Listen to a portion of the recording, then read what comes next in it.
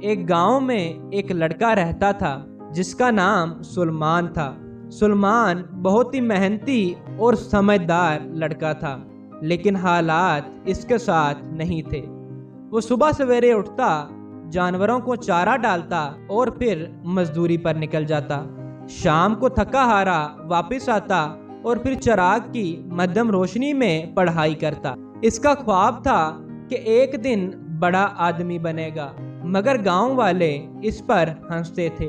کوئی کہتا کہ یہ مزدور کا بیٹا کیا بڑا بنے گا، تو کوئی کہتا کہ صرف کتابیں پڑھنے سے پیٹ نہیں بھرتا۔ سلمان بس چپ رہتا، مگر دل میں ایک آگ تھی۔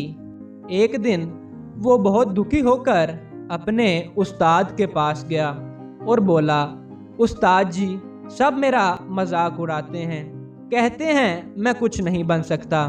استاد نے مسکرا کر کہا، بیٹا، کل صبح ایک کام کرنا، ایک گلاس پانی بھر کے پورا راستہ چلنا، لیکن ایک قطرہ بھی نیچے گرنے نہ دینا۔ اگلے دن سلمان نے ایسا ہی کیا۔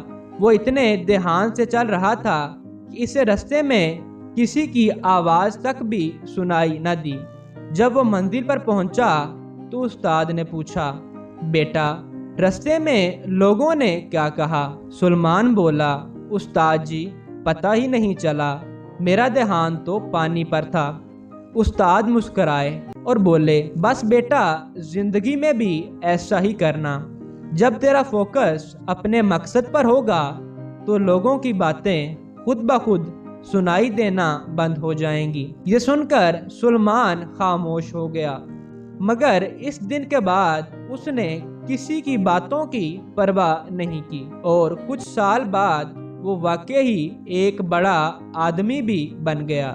سبق: دنیا والے ہمیشہ بولیں گے، لیکن جو اپنے مقصد پر فوکس رکھتا ہے وہی آخر میں جیت جاتا ہے۔